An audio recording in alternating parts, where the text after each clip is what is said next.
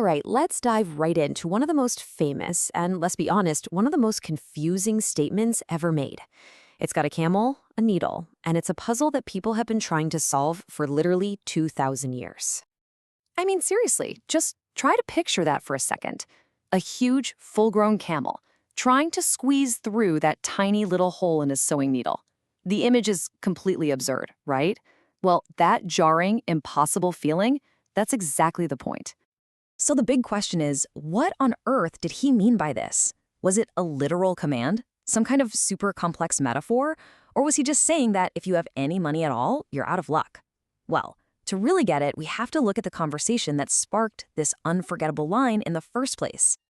See, this statement didn't just come out of the blue. It was the immediate follow-up to a really intense face-to-face conversation with this impressive young guy who, from the outside, looked like he had life completely figured out. So this man, he was the definition of a good person. He was deeply moral, he followed the commandments his whole life, and he comes to Jesus with the most sincere question you could ask. What do I need to do to have eternal life? But there was one other thing about him. He was incredibly rich. Now, Jesus sees the sincerity in his heart and gives him an invitation to go even deeper. And it is a radical call. He basically says, look, you've done all the hard work of being a good person. If you want to be perfect, there's just one thing left to do. Let go of the wealth that defines you, give it away, and commit your life to following me. And he just couldn't do it. The story ends with him walking away totally heartbroken because he couldn't let go of his stuff. His possessions were just too important to his security, to his identity, and it's right after this really sad moment that Jesus turns to his disciples and delivers that bombshell line about the camel. Okay, so let's get into the nitty-gritty of the metaphor itself. For the people who were actually there that day, what would a camel and a needle's eye have made them think of? Well, over the centuries, two main theories have really taken hold. Now, what's really fascinating here is the evidence. The first theory, and the one that pretty much all the experts agree on, is that Jesus was using a common saying, a kind of Aramaic hyperbole. Think of it like a proverb they all would have known. You can even find similar phrases in other ancient texts, like the Talmud, which talks about an elephant passing through a needle's eye. It always means the same thing, something that is humanly impossible. Now, you've probably heard that second theory about a small gate in Jerusalem called the Needle's Eye. It's a nice story, but there's just no historical evidence it even existed back then. It's a much, much later invention. So the takeaway here is absolutely crucial. Jesus was intentionally using a figure of speech that everybody listening would have understood to mean impossible. He wasn't describing something that was just difficult. He was describing something that simply cannot be done by human strength. And his disciples, they got the message loud and clear. All right, let's keep going because the reaction of the disciples, that's where things get really interesting. They weren't just a little worried by what Jesus said. They were completely and utterly shocked. Listen to their response, because it's a huge clue. They say, "Who then can be saved?" Think about that for a minute.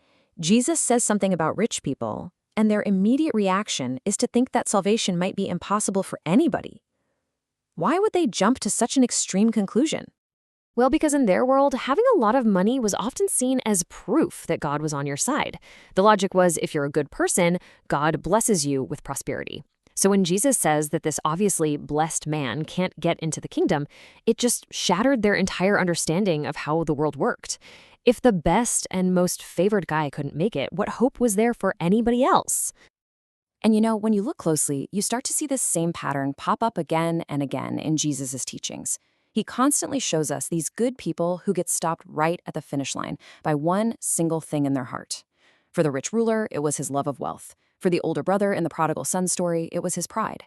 For the first workers in the vineyard, it was their sense of entitlement. They all did the right things, but their hearts were owned by the wrong thing. So this whole thing sets the stage for the climax of the passage. The disciples are in a total panic, thinking salvation is impossible.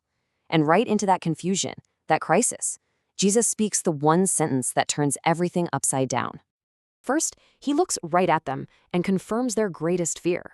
He actually agrees with them. From a human point of view, based on our own efforts, our own goodness, he says, "You're correct. It is impossible." But with God, the entire game changes. With God, the impossible suddenly becomes possible. This is the whole point. The camel and the needle, that statement was designed to bring them to a place of total helplessness, just so he could show them that real hope isn't found in human effort, but in God's power. So let's be super clear. The ultimate point isn't that you can't be wealthy and go to heaven. The point is that no one can save themselves, whether you're rich or poor. Salvation isn't something we earn by being good enough or successful enough. It's a gift. It's about a change in our hearts that only God can do. Okay, so what does this all mean for you and me, right here, right now? Is the takeaway that money is bad, that being financially successful is some kind of spiritual problem? Well, the text makes a very, very careful distinction. The warning isn't about the money itself. It's about the love of money. See, the problem isn't having possessions. The problem is when your possessions have you. The danger starts when we put our trust, our security, and our whole identity in what we own instead of in God. And you see this idea echoed so clearly by the Apostle Paul. He doesn't say money is the root of all evil. He says the love of it is. It's that deep down craving for more that causes people to wander away from their faith. It's all about the posture of your heart. So what's the alternative? It's this idea of stewardship. It's the understanding that nothing we have is really ours to begin with. Our money, our skills, our time, it's all on loan from God. We're just managers, not owners, and we're tasked with using those resources to do good in the world. And that really brings us to the final big question for all of us. For that young man, his great possession was his wealth. But for us, it could be anything, right? What are the riches we cling to today? Our reputation, our comfort, our political identity, our need to always be right? The ultimate question this story leaves us with isn't just about what's in our bank account, but what is sitting on the throne of our heart.